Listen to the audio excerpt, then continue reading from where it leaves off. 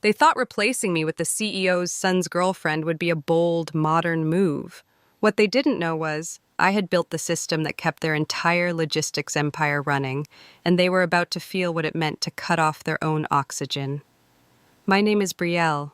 I was the lead systems engineer at NovaTrack, one of the rising stars in real-time logistics optimization. For nearly a decade, I poured everything I had into building Orion, a machine learning-based routing system that reduced fuel costs, maximized delivery efficiency, and saved the company tens of millions over time. I didn't do it for recognition.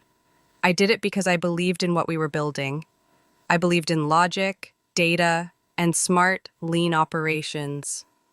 I didn't go to happy hours or play the politics game. I stayed late, often worked weekends, and documented every improvement I made like my work was a living organism.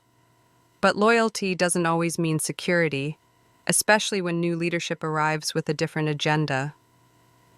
It started when Thomas Slate, a former investor, was appointed as the new CEO. He had a flashy vision full of buzzwords like next-gen innovation and Gen Z energy. Within 2 weeks, his son Ryan Slate was hired into a newly created role, Director of Innovation. Ryan was the kind of guy who wore designer sneakers to executive meetings and threw around startup lingo like pivot and synergy without ever touching a line of code. At first, I ignored the noise. I kept my head down and focused on fine-tuning Orion for our upcoming contract with the Eastern Freight Alliance, a deal that could boost our revenue by 20%.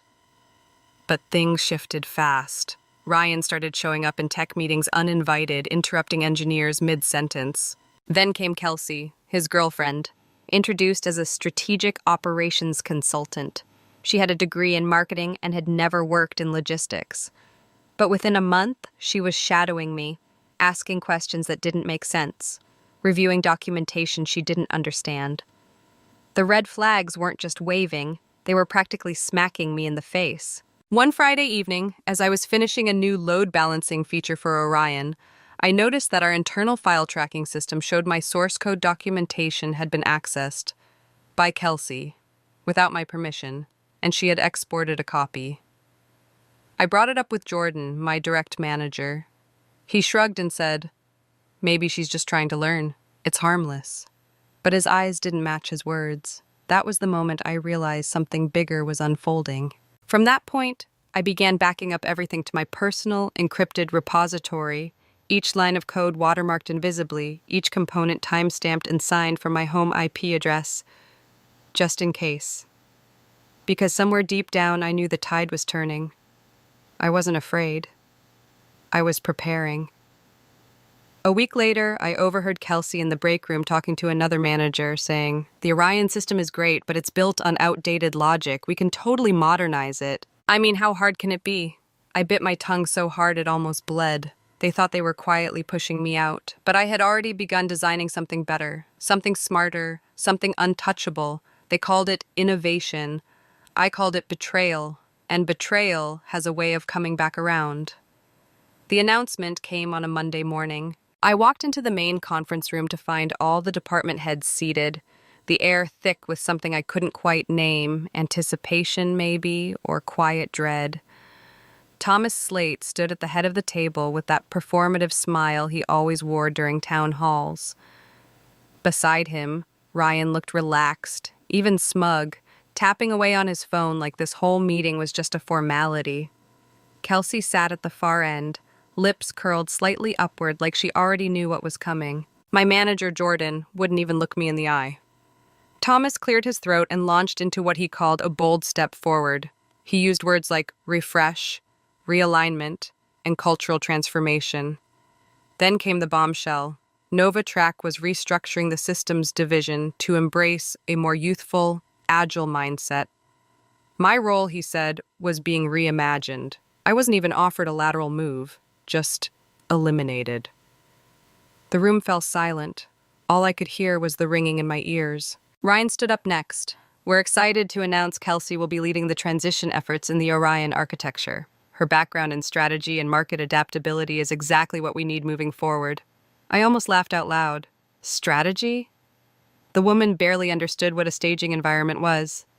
Kelsey beamed, standing slowly like a pageant queen accepting a crown.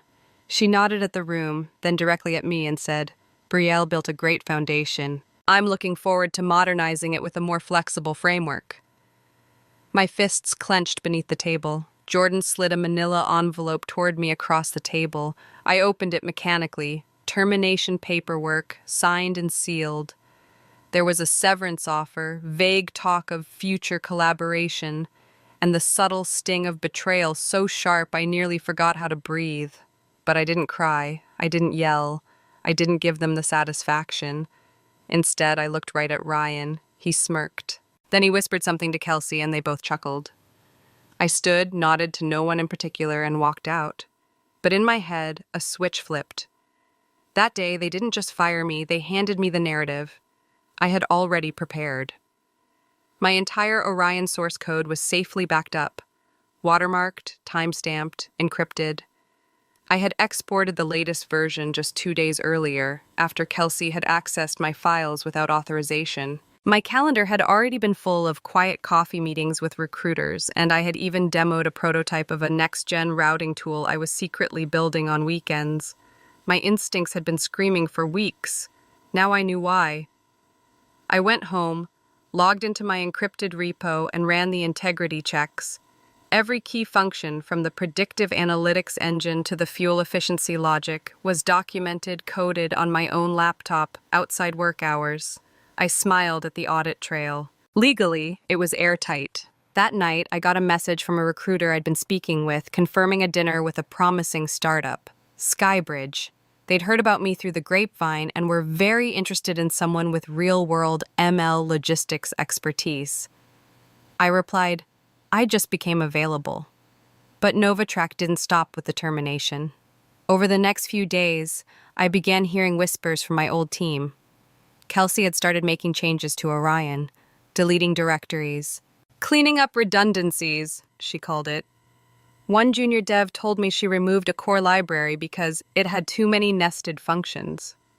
What she had deleted, unknowingly, were the custom modules that handled real-time ETA adjustments. That same week, delivery estimates started failing. Clients were calling. The dashboard crashed twice in a single morning. Jordan told the team it was a temporary bug, but they knew better, and so did I. Ryan doubled down, backing Kelsey publicly, calling the errors growing pains. Internally, however, I knew panic was setting in. The Orion system wasn't just a program, it was a living ecosystem of logic, data interpretation, and predictive routing that only someone who had built it from the ground up could understand. They'd taken me out of the equation and assumed the machine would keep humming, but what they didn't realize is Orion didn't run on luck, it ran on me. And now it was falling apart without me to hold it together. By the end of that week, NovaTrack's systems were no longer just glitching, they were imploding. Clients began noticing inconsistencies in delivery times. What was once a seamless dashboard of live route updates became a web of spinning error messages and unexplainable delays. Customer service teams were overwhelmed. One client, a freight company based out of Kansas City, sent a furious email demanding to know why their cargo had been routed in a circle for 2 hours, burning through fuel and time. The culprit? A deleted logic module that once optimized route adjustments based on regional traffic data, something Kelsey had removed thinking it was legacy clutter. Inside NovaTrack, tensions ran high. Developers were now stuck patching problems they didn't fully understand. Kelsey kept hosting emergency stand-ups where she barked vague instructions like, "Just roll back to a stable build," even though there was no documented version control since she'd started making changes. Meanwhile, Ryan tried to reassure the executive team that this was a short-term hiccup as they transitioned to a more modern framework. His words were confident, but multiple sources told me his hands were shaking during those meetings. I heard all of this through back channels. Old coworkers, LinkedIn messages, and even an anonymous email from a junior engineer with the subject line, "They're drowning." A line inside the message stood out. "They deleted your heartbeat module. The system doesn't know how to breathe anymore." I wanted to feel sorry for them, but mostly I felt something else. Calm. Because by then, I had already moved on. Skybridge welcomed me like I was a missing puzzle piece. The founder, Maya Lin, didn't waste time with corporate pleasantries. In our first conversation, she said, "I don't want someone who follows rules. I want someone who rewrites them." And that was exactly what I was ready to do. I pitched Astra Root, a routing engine built from the lessons of Orion but designed without the legacy limitations. It used deep learning to predict delay causes before they occurred. It factored in things Orion never could: seasonal construction zones, port bottlenecks, driver fatigue analytics. I showed them a demo, a stripped-down model I'd coded at night in my apartment. Maya watched it run for 5 minutes, turned to me and said, "Build this. I'll give you the team." They gave me 4 engineers, 2 data scientists, and full autonomy. We worked out of a shared office space that had no glass towers or fancy boardrooms, but what it did have was freedom, creative, technical, and strategic. I rebuilt every layer from scratch, without the politics, without the ego. Back at NovaTrack, things got worse. One of their East Coast clients, a multi-million-dollar partner who handled cross-border freight, had been scheduled for a live system demo. They expected smooth dashboards, predictive rerouting, and error-free execution. What they got instead was a frozen interface, incorrect cost estimates, and a failed update that corrupted the visual tracking API. I heard from someone who was in the room that when the client rep asked, "Why are your rates showing triple what you quoted?" Kelsey actually excused herself to get water and never returned. That same afternoon, a whisper hit my inbox. "NovaTrack might lose the contract. You didn't hear it from me." I smiled, then opened the dashboard for Astra Root. We'd just completed our first internal simulation with over 98% accuracy across multi-city routes. Our system could handle twice the data load of Orion without blinking. That weekend, I received a call from someone unexpected: Sabrina, a former senior engineer at NovaTrack. She was tired, frustrated, and quietly furious. "I'm sick of watching Kelsey guess her way through code she doesn't understand. You built something that worked, and they tossed it for a vanity project. If you're building again, I want in." She wasn't the only one. Over the next 10 days, I received messages from 5 more engineers. Some I had mentored. Others had worked under Kelsey and had enough. Each message carried the same tone: exhaustion and quiet hope. I didn't respond immediately. I needed time, and more importantly, I needed Skybridge's blessing. So I met with Maya. "I want to bring them in," I said. "They know the system, they know the pain, and they're ready to build again." Maya nodded. "We hire based on hunger, not titles. If they're anything like you, let's talk." And just like that, a new team began to form. The ones who had been silenced, humiliated, or overlooked were now joining the build of something better. Not a revenge campaign, a revolution. Meanwhile, NovaTrack continued to sink under its own arrogance. Kelsey doubled down on deleting irrelevant scripts. Ryan began pushing internal memos, insisting everything was under control. But the truth was spilling fast. Clients were leaving, engineers were quitting, and still they refused to say my name out loud. But I didn't need them to say it, because soon the entire industry would. The industry started whispering before NovaTrack even realized it was bleeding. It began with a quiet post on a logistics tech forum, praising a mysterious new routing system that could adapt to last-minute weather disruptions and traffic anomalies in real time. Then came a LinkedIn article titled "The Future of Freight is Smarter Than You Think," featuring a side-by-side comparison of outdated dashboards and a sleek new interface powered by something called Astra Root. That something, of course, was ours. At Skybridge, we weren't just improving on Orion, we were reimagining the entire logistics infrastructure. Astra Root could ingest live traffic, port congestion data, and even driver fatigue analytics, adjusting entire supply chains with zero human intervention. The demo we built for our first private pitch was lean, fast, and painfully efficient. Clients sat up straighter when they saw it, not just because of what it did, but because of how fast it responded. One of those clients had a familiar name, East Line Transport, the very same client that Novatrack had embarrassed during a botched demo weeks ago. When they showed up at our meeting, they were quiet at first, cautious. But once we launched the live simulation, their skepticism melted. Watching Astra route map alternative freight paths mid-simulation without delay left them visibly impressed.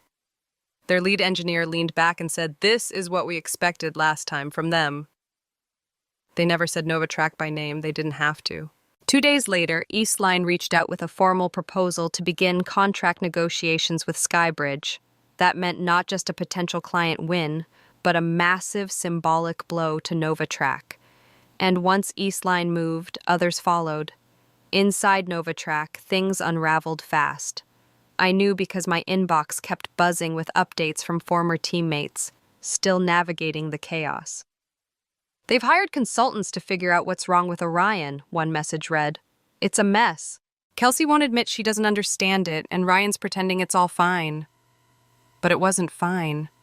At one point, Kelsey tried restoring older backups of Orion, only to discover they were incomplete, most likely because she had deleted the very files that handled those backups in the first place.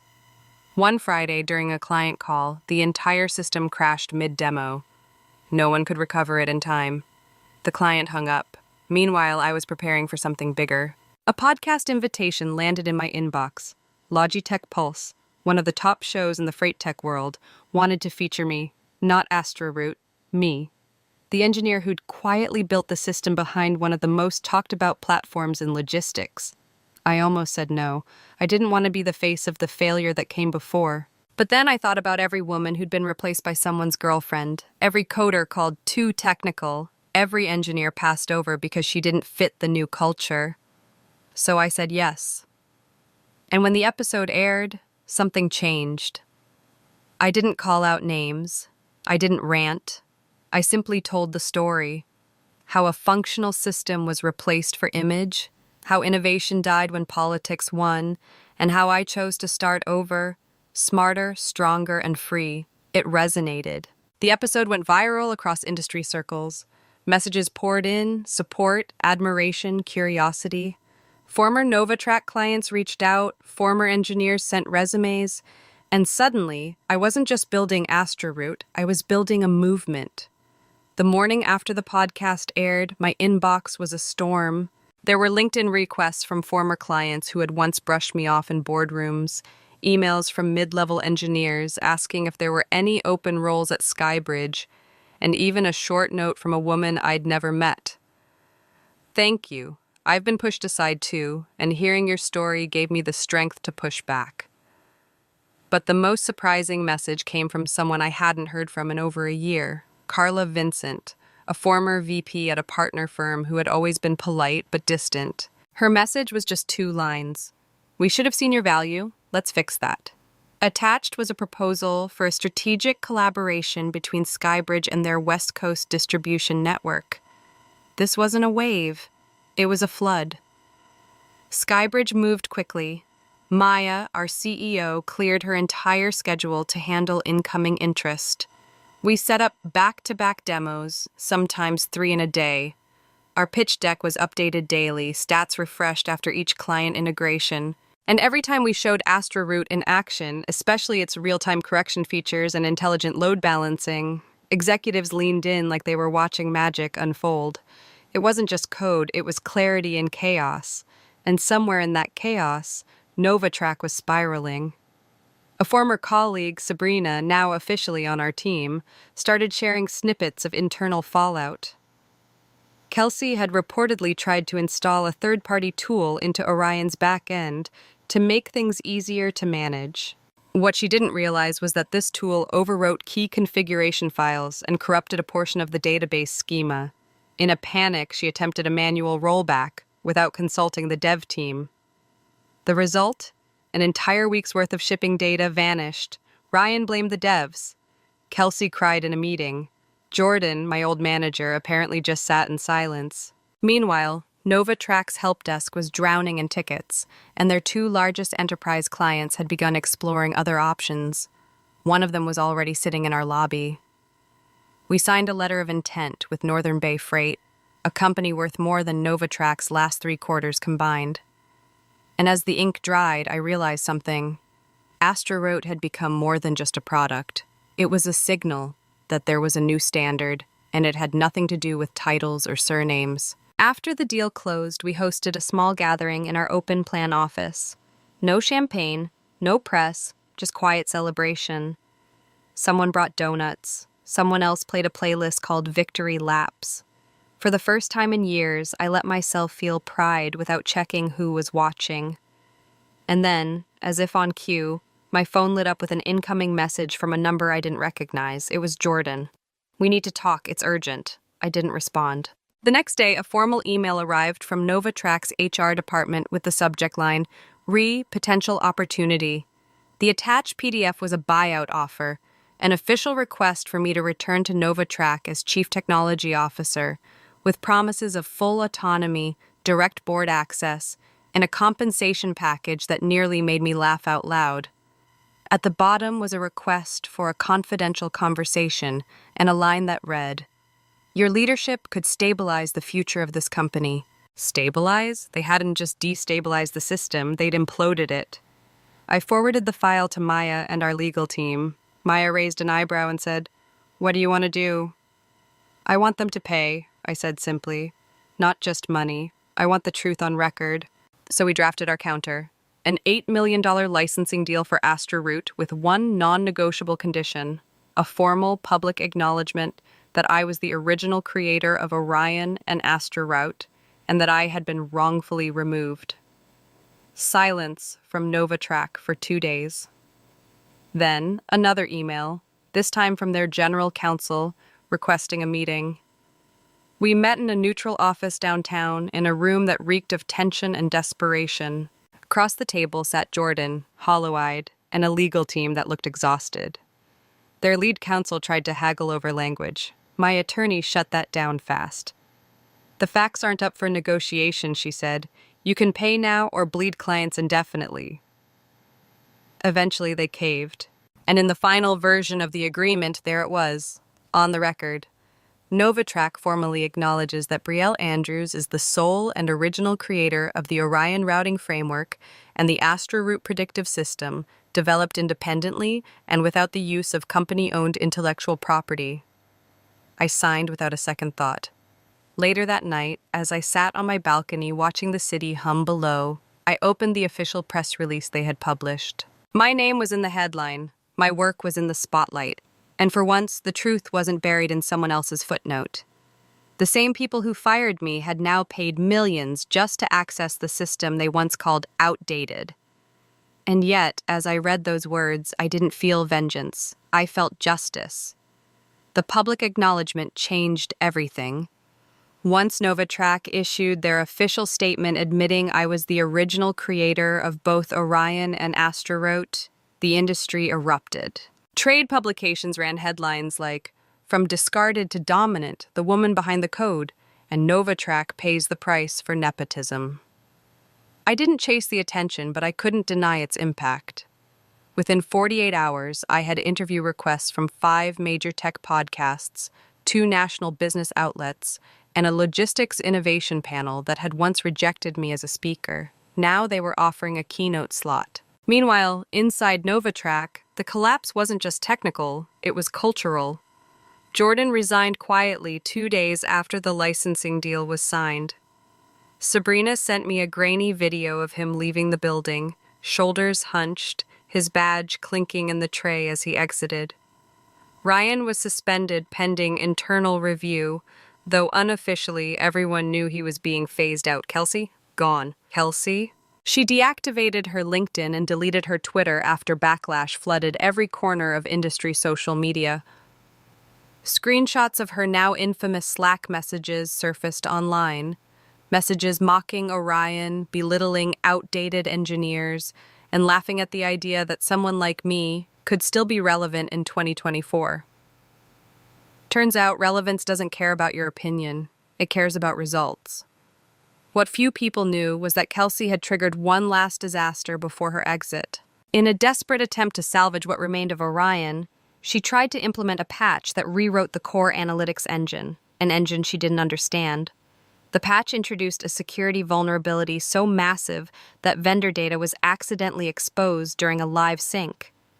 Within hours, freight partners were pulling out, citing breach of trust and data negligence. One vendor even threatened legal action. Novatrak's board scrambled to issue a statement promising enhanced protocols and system audits, but it was too late. Their reputation was hemorrhaging. Anonymous posts flooded logistics forums with insiders describing the company as a burning ship captained by ghosts. Inside Skybridge, we tried to stay focused. We'd just onboarded 3 major clients and were scaling faster than expected. Maya called an all-hands meeting to address the momentum and make sure we didn't lose ourselves in the whirlwind. "We're not here to gloat," she said. "We're here to build." But even as we built, the shadow of Novatrak's implosion followed us. More resumes came in.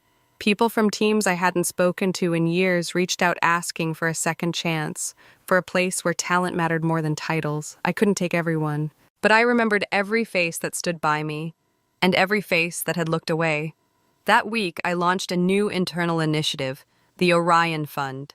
It was designed to support mid-career professionals, especially women and minorities, who had been pushed out of roles they'd spent years mastering.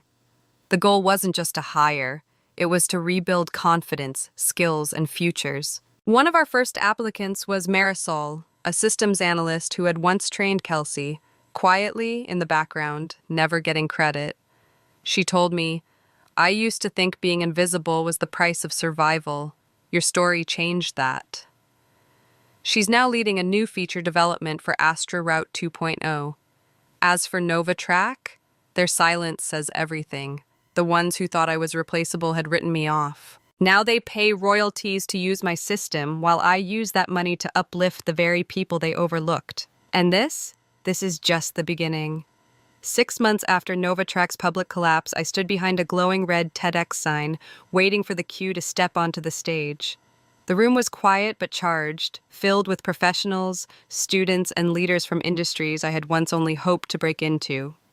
My talk was titled, "They Replaced Me with Her, I Replaced the System." It wasn't about revenge, it was about reclamation, of voice, of vision, of worth. I shared how a company built on hierarchy and favoritism had underestimated the very thing it depended on most: people who cared deeply, who built in silence, who created not for praise, but for progress. The response was overwhelming. The talk went viral within days. Comments poured in from engineers, project managers, analysts, people who had been dismissed, sidelined, or quietly replaced in favor of someone with a better connection or shinier title. The industry wasn't just watching anymore, it was listening. But the real twist came not from a headline, but from a knock on my door.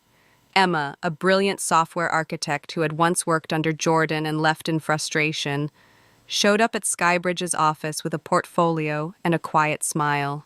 "Your TEDx talk hit me harder than I expected," she said. "I want to be somewhere that builds people, not just systems." I hired her on the spot. And that same week, we launched Astra Route 2.0, featuring a predictive failure detection system I had once held back, waiting for the right environment to release it. Clients saw a 35% increase in efficiency within the first month. The system wasn't just smarter now, it was alive. Novatrak? They still exist technically. But their name has become a cautionary tale whispered in startup circles and boardrooms alike. No one asks about Kelsey, no one invites Ryan to panels, and every time a new client signs with us, they mention my name, not out of pity, but out of respect. Someone once told me I was too legacy to lead the future. Now the future wears my signature. They thought they burned my bridge, but I used the ashes to build a runway.